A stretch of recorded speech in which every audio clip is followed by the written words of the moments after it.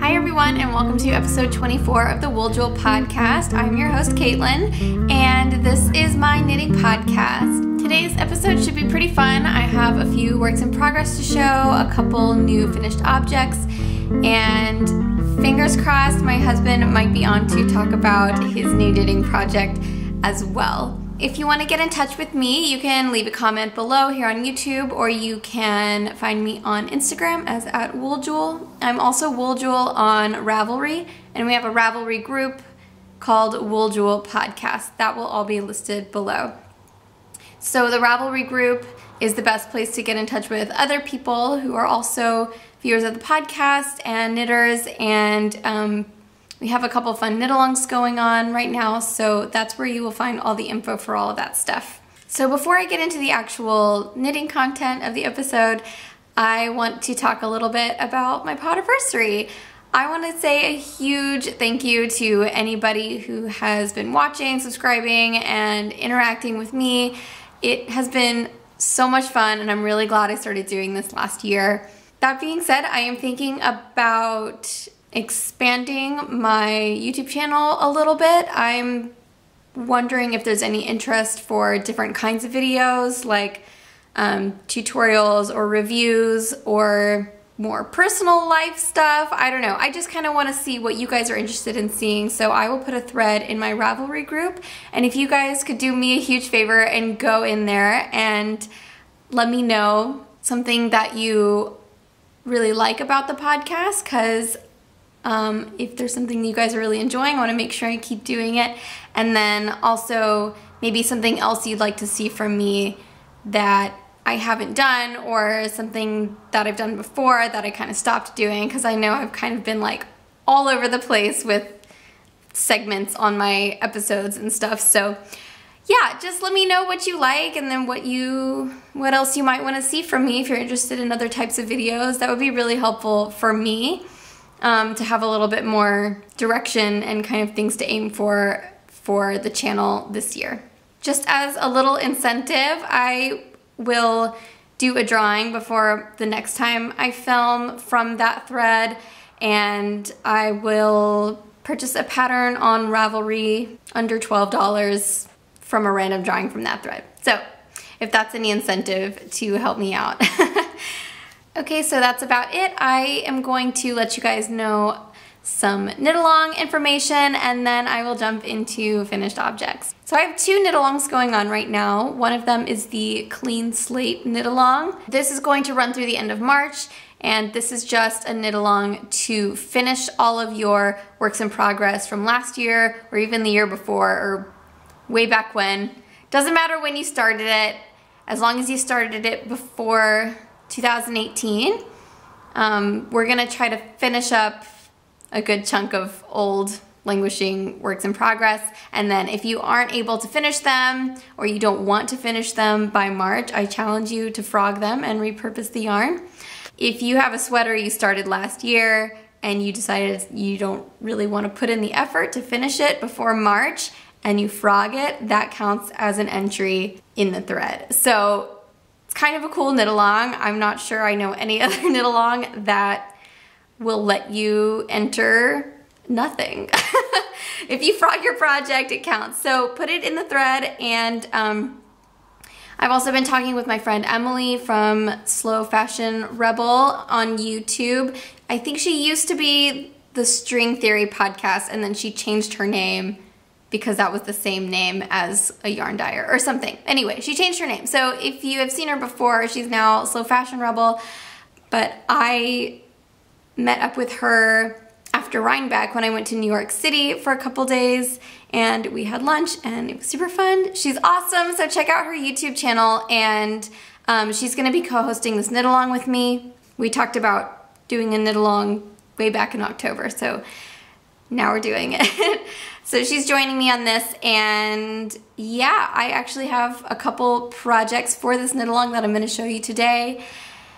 And the other knit-along I have going on is the Any Sock'll Do KAL. It'll go through December 31st, 2018, and that is just a place to chat and to post your socks that are not going to be entered into any other knit-alongs. So if your socks don't qualify for other knit-alongs or whatever, just put them in my knit-along and I will take them. So the chatter thread is actually an entry thread as well. So the more active you are in that thread, the more chance you're going to have to win. And you can enter as many pairs of socks as you want. I also have another question for you guys regarding knit-alongs and prizes. Are you guys in it for the prizes? I kind of figure knit-alongs are more about just like the community aspect and being more active on Ravelry and participating in this fun group thing. The problem is I don't have a lot of spare income to keep buying lots of prizes and stuff for knit-alongs, and I want to do knit-alongs and I think they're fun, but if people don't really care about the prizes, then I won't worry about it so much. But if prizes are like the deal for knit-alongs for you guys, I am thinking about enabling ads on my video just so that, you know, I have a teeny bit of income helping cover prizes or shipping for prizes on the podcast. I'm happy to donate my time to create free content for you guys, but I can't also spend tons of money on it too. But I want to have fun things, so please let me know if prizes are a big deal for you guys, and if they are, if it's like worth having ads on my videos. Hopefully they'll be the kind you can just click through if you don't want to see them.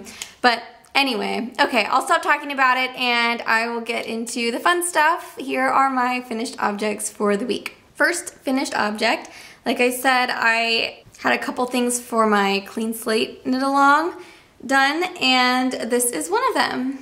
So I will unfold it. I folded it so perfectly and nicely because I was about to ship it to my mom, and then I realized I have to show it on the podcast, so it might be a little creased. This is the Snug by Veera Valimaki. I knit this with Lang Donegal Tweed yarn, which is a thick and thin. Ravelry calls it a DK, but I think it's more of a sport because the thick and thin kind of ranges anywhere in between a lace and a DK. But my gauge knit up like a sport weight. And this is a sport weight pattern, and my gauge was like spot on. So if you're gonna use that yarn, that's just a little heads up about it. It smells so good. Thank you to my friend Melanie who gave me some of her jasmine scented wool wash because it smells so good. Stay on track, Caitlin. Okay, so I made this for my mom for Christmas, and when Christmas came, I had only done the raglan part and I had just gotten to the body. I wanted to have her try it on before I knit the whole body, because if you get the raglan right, then you're like pretty much good. So I had her try it on and it fit, and so after Christmas I had a little more time and I was able to finish it this past week. I made the smallest size because she's a pretty tiny person. She's like really small and really short, and as I was knitting it, I think I mentioned last time I was really afraid that these increases were just way too much. But I decided, since my gauge was exactly right, I was just going to trust the pattern. And I'm glad I did because it worked out pretty well. The only thing I did differently was I did one fewer increase. Did I say decreases earlier? I don't know. It increases to make this kind of slight A-line shape. So I just did one fewer, and then that made the whole thing overall like an inch or two shorter. And then you just knit straight until the length you want. And I know that my mom is about my height or a tiny bit shorter, and I held up the measuring tape at the length that it suggested, and it was just way too long. So I kind of made it hit where I wanted to hit on me, and she said that she wanted something that she could wear just with leggings underneath, and so it had to be long enough to kind of cover the butt area. And if I hold this up on myself, it does. I can't try it on because it's too small for me across the chest, but I think it'll work. I really hope it'll work. Also, the whole thing is knit in the round, and at the bottom there's this garter stitch section, which is supposed to be 4 inches, and I only knit 3 inches. It's supposed to be even more. And you're supposed to do garter stitch in the round, but I didn't want to do that because it's a lot of stitches, and I didn't want to purl for that long because I'm a little bit slower. And I ultimately decided I would be faster if I knit this hem part flat and then seamed up the garter, and it was totally fine. And you can barely even tell that there's a seam here. I'll show you the other side of it. So here is where I seamed it up. Yeah, you can't even tell. I mean, I can tell when I'm really looking, but who's gonna really look? And then the other adjustment I made was to do 3/4 length sleeves that were a little more fitted. So I just kind of improvised the first one. I did a little bit of math, but yeah. I don't think I've ever knit a sleeve exactly to pattern. Maybe exactly once I've done a sleeve to pattern. But pretty much every other sleeve ever I have improvised if it's for me. I have short arms, and I have like a big upper arm and a really skinny lower arm. So I usually have to change sleeves to fit the way I want. Okay, so that's it for the Snug, and my other finished object is super fun. And this is also for the Clean Slate Knit Along. I started this, I think, a year ago as a baby gift for my friend who had her second baby. Okay, first of all, I'm a horrible friend for sending a baby gift a year too late, but I figure it could just be like his first birthday present, right? I don't know.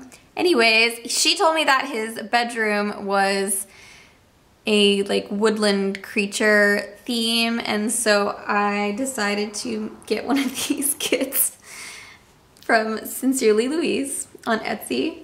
So it's like a faux taxidermy thing, and you hang it on the wall. But it's a fox head, and it's kind of huge. It's way bigger than I thought it was gonna be. Like, it's really big, but it's so awesome, and I love it. The last time I showed it on the podcast, I had issue with the intarsia for the ears, and that is really what slowed me down. It was a really, really quick knit actually, because it was on like size 17 needles or something crazy like that. So the knitting actually didn't take any time, but for these ears, you're supposed to do intarsia with these 3 different colors, and it just was so confusing for me. I don't know why. I've tried intarsia so many times, and it sucks every time. And I watch YouTube videos and I try to figure it out. It's like the only knitting thing that I have tried, like given an honest try, and not been able to figure out. I don't know what's going on. I feel like most things, if I put my mind to it and I sit down and focus, it will just kind of click at some point, and I'll be like, oh, that makes total sense. It's not hard anymore. But this, like intarsia, no. So I just knit the ears all orange, and then I decided to duplicate stitch the black and the white on, which took some time, but it was way easier and more mindless. So usually if something takes a little bit longer, but it's mindless, I will choose that option because then I can watch TV or listen to something. Speaking of which, I got the Lord of the Rings audiobooks on Audible. Amazing. It's so good. It's so good. It's crazy. This week's knitting content brought to you by 17 Hours of the Fellowship of the Ring.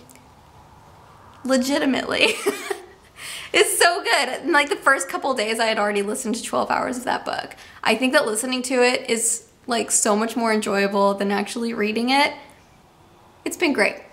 Anyway, so I did duplicate stitch for the ears, and I actually am kind of pumped about it because I left all the ends in there on the inside. So you knit a front and a back, and then you seam them together. And so all the ends are in there. I didn't weave in any ends or anything. They're just kind of in there, so it makes them like really squishy, like they're stuffed. It's awesome. Yeah, so once I finally like buckled down and did the ears, which were the hardest part in my opinion because of the intarsia, then I just had to seam everything together. And I think I keep thinking that I hate seaming, but I think I love seaming. What I hate is weaving in ends because I can never make it look good, but I love seaming because it's really, really fun when you do it right and the seam just like disappears. Like half of this I seamed with orange yarn and half of it I seamed with white yarn, and you can't even tell.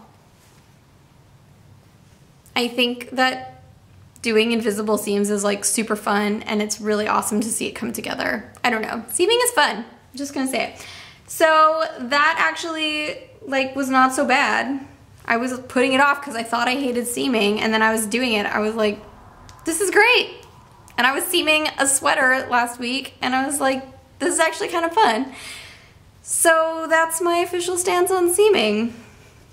Putting the back on was not that fun because the instructions in the kit, I don't know, there was like a lot of steps written out and there were photos, but it still like didn't make sense to me. It was just like, put the needle in blah, blah, blah, and then pull it out at blah, blah, blah, but I never understood what it was talking about, and the pictures were tiny and like not zoomed into what exactly you want to see. It was just kind of like of the whole thing. Yeah, so that was kind of frustrating, so I just kind of like did what I thought was gonna make it stay on.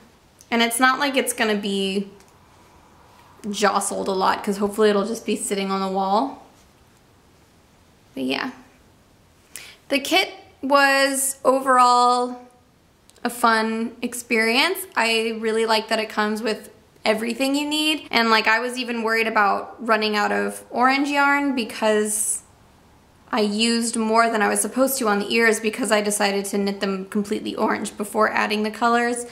And I did not run out of yarn. So I was really pleased. That was one thing I was really worried about. It comes with the thread, or it comes with a thinner yarn to attach this. It comes with this fishing line so you can hang it on the wall.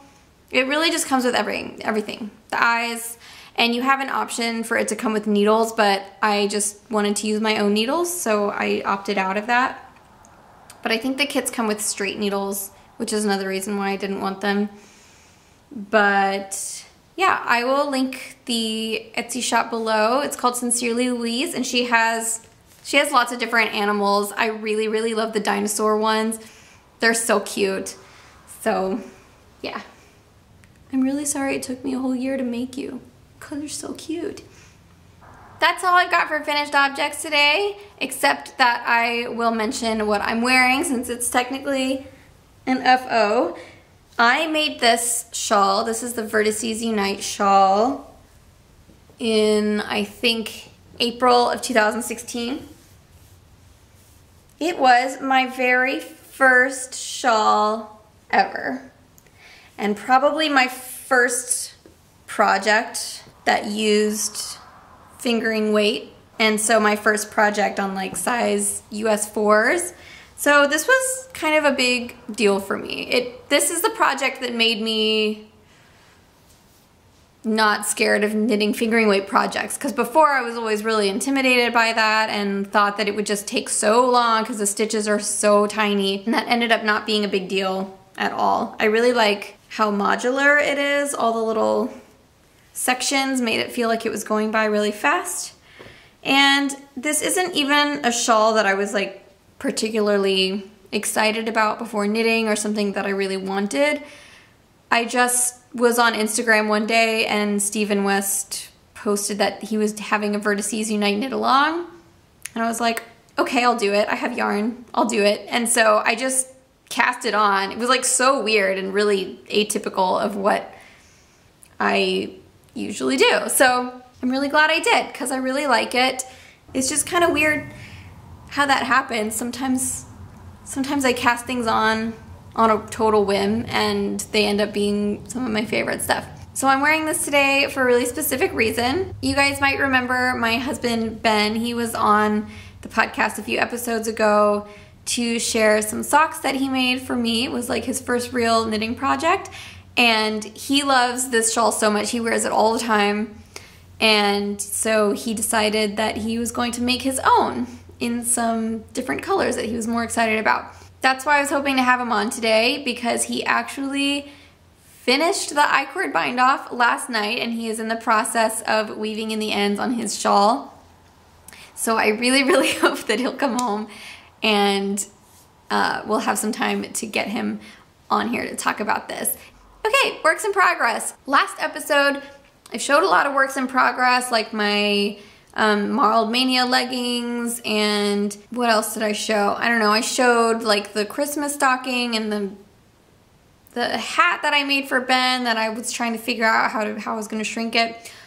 All of those things have not moved since the last podcast. Like, I haven't touched them at all. So I don't have any updates on those things, but I do have 2 sweaters to show you guys. One of which is the Ooze Bridge, or Owls Bridge. I don't know how to say it still. I keep looking it up and then I keep forgetting how to say it. So last time I showed it to y'all, I think I had the front and back panels knit. So since then, I have seamed them and started a sleeve. Yay! I love it. It fits pretty well. I'm pretty pleased with it, but this has not been the smoothest project going. It has been kind of frustrating. The design itself is beautiful and makes sense to knit, and it like isn't difficult to do, but the way the pattern's kind of laid out and how it's written is not the most sensical to me, I guess. The way it's kind of positioned in the pattern itself made it a little bit difficult for me, just kind of the way I prefer to read things. And then also a couple of things were actually wrong that I was kind of questioning in my head, that I wasn't sure if it was right or if it was supposed to be that way or not. So I emailed the fiber company to ask them if they were actual mistakes, and they were really responsive and really helpful. And so I might not recommend this pattern as like a first sweater pattern. Maybe only get into it if you're like a seasoned garment knitter and you kind of know what to expect and like what you want from your sweater. The stitches themselves are not hard to do. The cables are easy. The increasing is easy. It's just a 1x1 rib. But I don't know, for me, just like the pattern layout might not be the best for like a beginner knitter. So anyway, I emailed the Fiber Co. They were really, really helpful, and they got back to me and they said, yes, actually, these are a couple mistakes. So I was right in figuring out that they were mistakes, but at the end of the day, like, I had already knit way past them and I wasn't gonna frog back because one of the mistakes was right at the beginning. If you can see here, the ribbing, like the ribbing on the sides here goes straight down, but in the middle, it's syncopated. So like the pearls became knits and the knits became pearls. And I wasn't sure if that was a design feature or if it was supposed to line up. So I just knitted according to the pattern, because the sample on the pattern has it where it's perfectly lined up. But then I was stalking Francesca Hughes on Instagram, and there's a picture of her wearing one in the mustard color, and you can clearly see that this little ridge is there. And so I thought, well, she's a designer and she's wearing it, so it was probably a design feature. And so I just left it. And then the fiber company was like, no, you're right, that was actually supposed to line up. And so if you get the pattern, they've adjusted it, and now it's not a mistake anymore. So I was really glad. I don't know, I really, really like knowing that designers or companies are willing to help, and if you have any questions about patterns, they actually get back to you. I also ran out of yarn. I'm out of yarn, so all I have left is this, and I'm not even done with the first sleeve. So I emailed them to see if they could track down a retailer that had this colorway in the exact same dye lot, and they actually did. They like went and found the exact dye lot of the colorway I needed, because I I tried emailing the store where I bought the yarn in the first place, and they were like, oh, we don't keep track of dye lots in our system, so you have to purchase it and then leave a note in the comments when you purchase it, and if the dye lot doesn't match up, then we'll let you know. But I didn't want to go through that whole thing. That just seems like crazy. Like, I should be able to email them and they couldn't just go look on the tag, because I guess the customer service people don't actually work in the store. Anyway, that was frustrating, and so yay, Fiber Company. Thank you so much. If anybody from Fiber Company is watching, they were really helpful. They tracked down the yarn, and I had them send me 2 skeins of it. I think 1 would be enough, but I just really didn't want to run out again. So I got 2 of them, but the yarn is called Knightsbridge, and it is a blend of baby llama, cashmere, and silk. So it's really, really luxurious. It's really nice. It's really warm. I'm really excited for this sweater to be done. So one notable thing about it is that you are supposed to knit it in 4 pieces, a front, back, and 2 sleeves, and you knit the sleeves flat. But my gauge is drastically different, so I've had to do a lot of math to make sure I'm gonna end up with the right dimensions. And then I actually did math for the sleeve like 3 times, and I was still really worried about this set-in seaming not lining up perfectly. I just like didn't trust myself to do it right. So I found a tutorial for a seamless set-in sleeve from the top down, and it's amazing. This tutorial is from By Gum By Golly, and I guess she's like a vintage fashion blogger or something. I didn't really check out the rest of her blog. I just found this tutorial through Google, and it's awesome. It has great pictures. It's really clear instructions. It's amazing. So if you guys ever want to try a seamless set-in sleeve, check it out. I will try to remember to link it below. You just kind of have to figure out the stitch count that you want, and then she gives really clear instructions on how to pick up the stitches and how to go about getting this shape. And I think it turned out really nicely. Yeah, so I did have a little bit of bunching here, and I think that's mostly just because the fabric is a 1x1 rib, and so it scrunches a little bit, but I think that I'll be able to block that out. It's not very drastic. So I just did the tutorial as is, but I had to apply the pattern with the cable on the outside, and then there's 2 cables on the inside. So it did take me a minute to kind of figure out the exact stitch counts I needed to have the cables right, and then also for the 1x1 ribbing to come out lined up where I wanted it. But that wasn't that hard. So I really recommend that tutorial. Big thanks to By Gum By Golly. She did a great job. Last thing about this, on the sleeves here, I realized when I got to this point that some of my cables were going every 11 stitches and some of them were every 10 stitches. I thought that I was counting carefully and doing every 10 stitches, and then I realized some of them didn't look quite right. And so now I can't decide if I want to rip back and make sure that they're all 10 stitches. They're supposed to be 10 stitches apart, or 10 rows apart, I should say. But some of them are 11. And normally that wouldn't bother me if this was kind of a standalone thing, but I really want the other sleeve to match perfectly. I know that you won't actually see both cables at the same time, but it's really gonna bother me if at the very end of the sleeve, the cable pattern isn't in the same spot. And another thing is the cables, since they're every 10 rows, they help me keep track of the decreases, when to decrease on the inside. And so if some of them are a row off from the one before it, that might mean that I put my decreases in the wrong places too. I think I'm just gonna rip back and be more careful about counting this time and do it perfectly so that both sleeves come out exactly the same. Anyway, so that's kind of frustrating, and it has to be in timeout anyway. Like, even if I finish the sleeve, because I only have this much yarn left, I have to wait for that other yarn to come in anyways, so I might just decide to frog part of that sleeve when the other yarn comes in. Hopefully I'll gain a little bit of steam on this one. Okay, so I only have one other work in progress to share with you guys today, and that is the Fleet Cardigan by Jennifer Dassau? I don't know.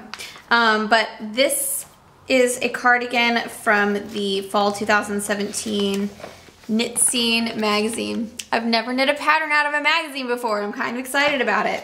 I like to just buy the magazines when I see them because they're not that expensive and you get a lot of patterns even if you're like not super into the patterns at the moment. I'm kind of a pattern hoarder and I like to just have them around. And it worked in my favor this time. So this is what it looks like. It's a pretty basic seed stitch cozy cardigan. I chose this pattern because I have this Woolfolk Far yarn that is like the softest yarn I think I've ever used in my life or even touched. It's amazing and it's not cheap.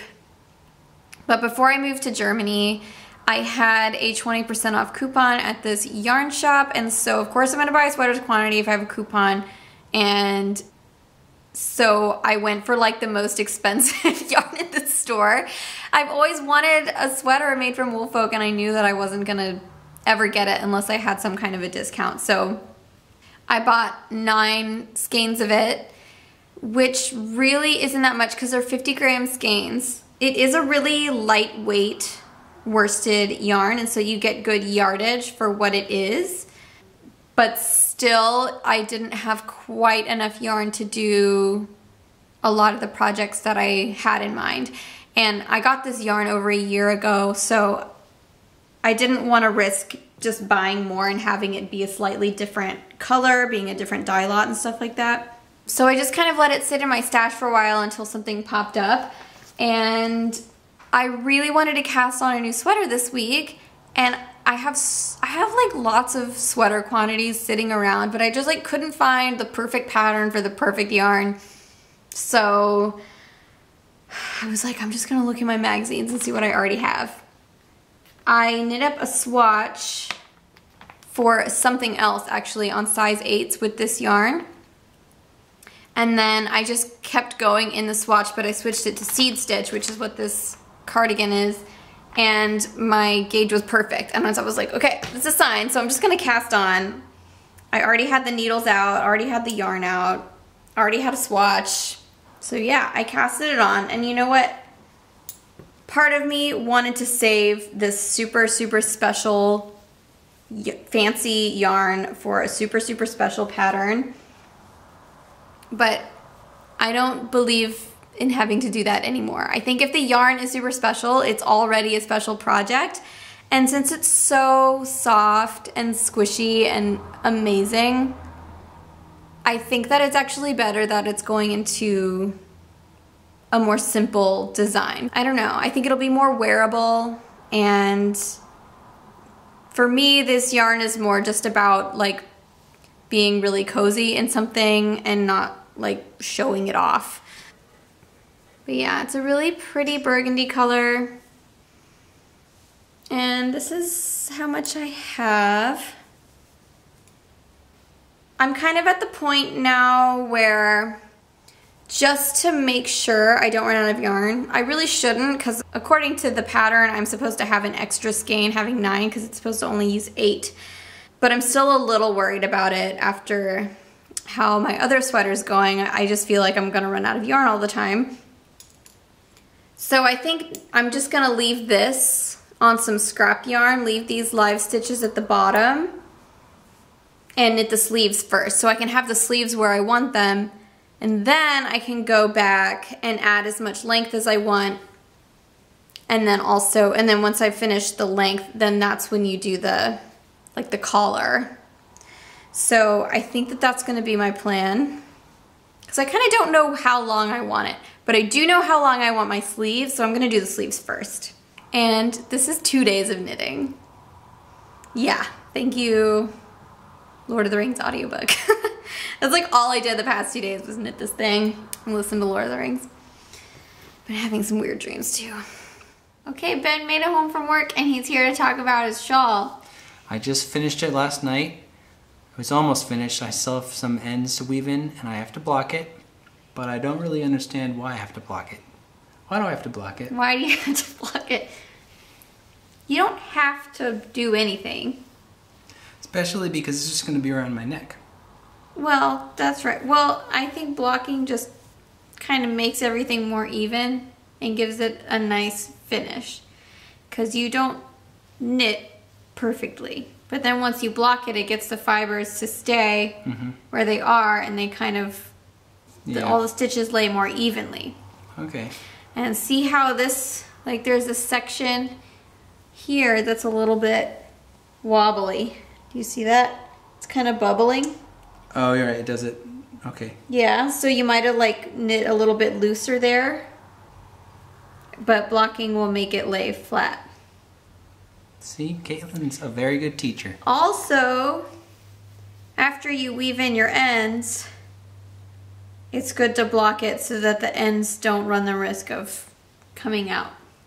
Okay. Because it kind of like makes the fibers in the ends want to stay where they are. If that makes any sense. Yeah. But why don't you tell them what pattern it is and what yarn you use? This is Stephen West's Vertices Unite. And I was inspired because Caitlin knit it a number of years ago. I think it was her first shawl that she ever did. And I had been wearing it and she said, Ben, you should just make your own. So I did. He kept stealing it, so I told him to get his own. Yep, and Caitlin helped me pick out the colors. I knew that I wanted like neon, orange, and black. That's all I knew.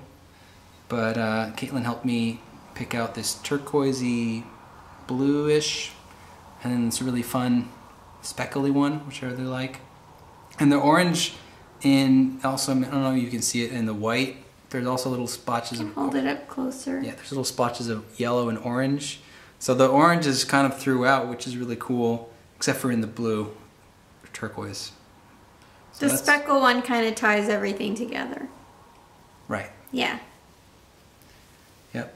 But it was a little bit scary because Caitlin's shawl is quite a bit smaller. And... should we compare the sizes? I don't know. We haven't done this. Let's do it. I don't think we can really see it on the camera.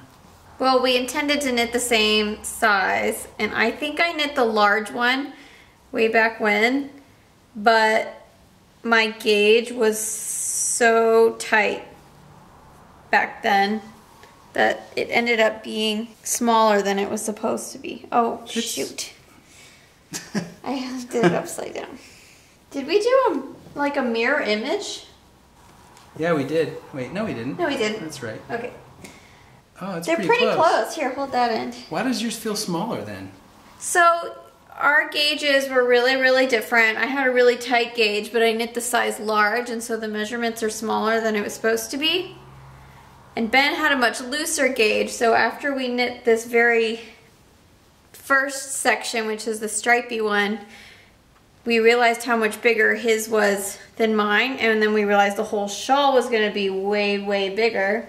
It's not. It's pretty close. Yeah, but remember when we figured it out and then I told you to stop increasing? Yeah. So all of his stitch counts and row counts were different than the pattern because we just decided to make this corner sooner than he was supposed to. I stopped maybe 3/4 of the way through with this section. Yeah. Otherwise, it would have been like... it would have been like out to here. Here. And then go down. Huge. It would have been massive. Which probably Stephen West loves, but... probably closer to the real... size it was supposed to be than what I came out. But he likes the size of mine. And so we just figured he should make this corner where he was instead of go to the actual stitch count it was supposed to be. Yeah. I don't know if that makes any sense. Yeah, so he has a much bigger gauge, but we still tried to get about the same size.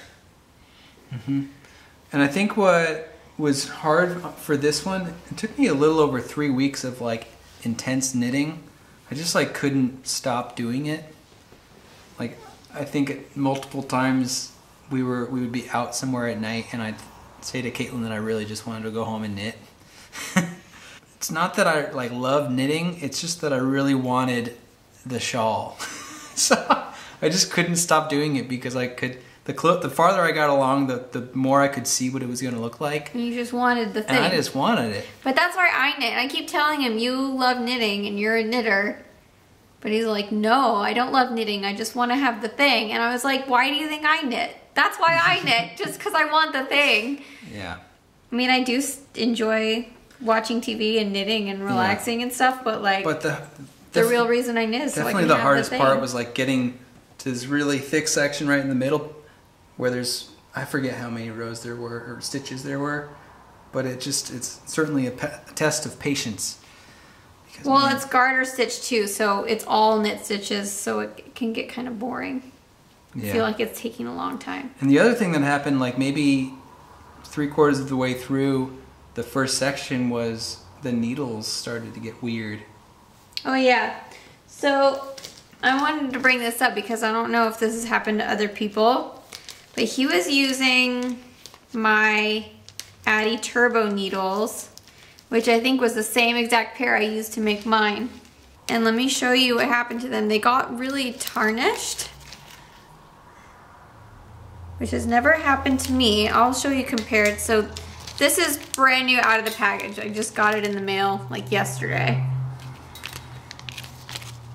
And you can see how much shinier one is than the other. This is the new one. Yeah, and I know that I have like acidic sweat. I learned that because on the strings that I play on my bass a couple of years ago, I noticed that like these strings that I was using would basically die out after about a month of playing on them, and usually they'd last 2 or 3 years, which is a long time. So you can see after, you know, $200 strings dying out after a month, I would be kind of upset. So I talked with the company and they said, oh, you must have acidic sweat, and that's what's like breaking down the nickel or the copper that's in the string. Mm-hmm. I don't know what those needles are made of. These are nickel plated. Nickel plated. So there's your answer. So what did that do? Like once it got tarnished, did you notice a difference while you were knitting? It definitely made it stickier. I mean, I remember when I was knitting the socks, I was using the plastic, cheaper needles, and I got used to those, which are kind of, I mean, not very nice and not very really smooth and sticky. Slippery. Yeah. So when I was first knitting with these needles, the Addies, it was like paradise. It could go really fast and it felt really nice. But then, like I said, after 3/4 of the way through the first section, it started to slow down, and I could only very gradually notice it. So I made him buy me new needles. Yeah. Yeah. I also felt bad. Well, I read somewhere online that there's apparently some kind of polish that you can get. Toothpaste or something. Somebody used toothpaste. I don't know. I haven't tried yet, but apparently that works. So I don't know. That's never happened to me. Mm-hmm. But I'm really happy to be done and be able to wear this pretty soon, as soon as I block it. Well, as soon as you get the ends and tucked in. Because you can wear it before you block it. I wore this one for months before I blocked it, and then after I blocked it, I noticed a really big difference. Okay. Yeah. So what did you think about the construction of it? Oh, you mean like the sections? Okay. I don't know how to answer your question. I don't know. Sometimes people like to know how something was constructed. And everybody who hasn't seen this pattern before, when they see me wearing it, they ask if I knit all the sections separately and then piece them together, or if I did it some other way. So I was just trying to get you to talk about that. Oh. I let you down.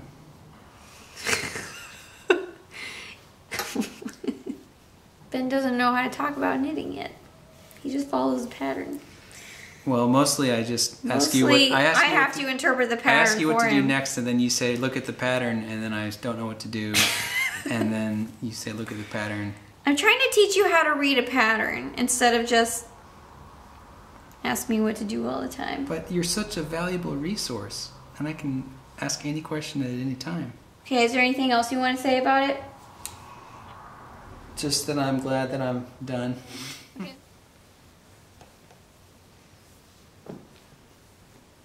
wants to know whose is better? Vote for me. Vote for me. No, vote for no, me. No, mine's better. No. Get that down. Okay. We gotta go. Okay, bye. Bye. Okay. That's it for knitting. So that's all I have to show you guys. I have a little bit of fluff stuff today. I have some good news.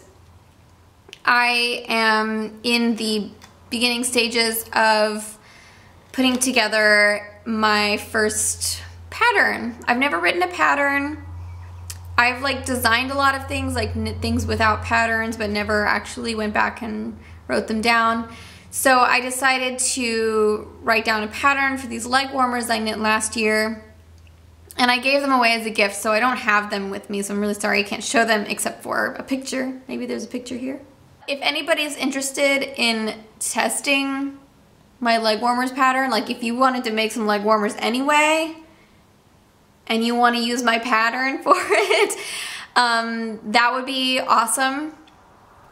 Like I said, I've never done this before, so it might not be the smoothest going, but the pattern itself is not that complicated, so hopefully it won't be a complicated test knit. But I really need actually more feedback on like how the pattern is written, and I especially would love to have some like adventurous knitters who want to customize it to their own thing, because I want to be able to offer the pattern as an easily customizable thing, like size-wise.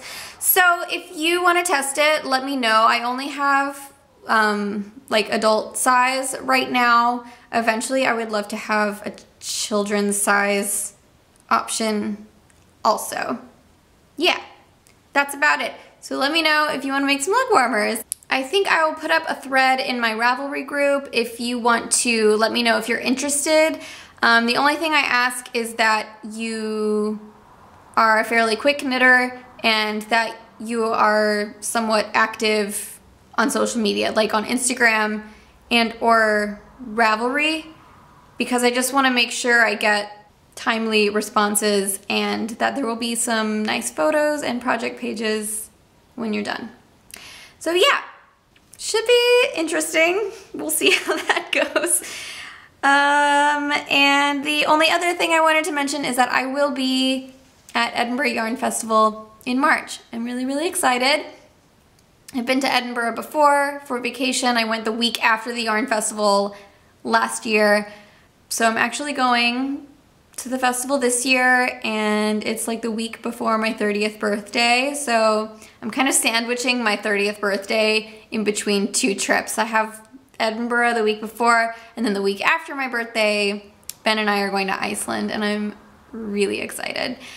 If you are going to be at Edinburgh, let me know, and definitely come say hi if you see me. Yeah, so I don't really have time today to talk more about personal stuff. I don't even know if you guys care, but I have to do a bunch of stuff before my friend arrives. He's staying for a couple days. And so I gotta run, but thank you so much. I'm really glad I got to sit down and film today. And thank you again to anybody watching, and especially anybody who's been here for the whole year. I remember like the first couple people commenting and joining the Ravelry group, and I was so excited. So huge thank you to anybody watching now and anybody who's been here since the beginning. You guys are what makes podcasting so fun. So I will see you guys next time. Thanks for watching.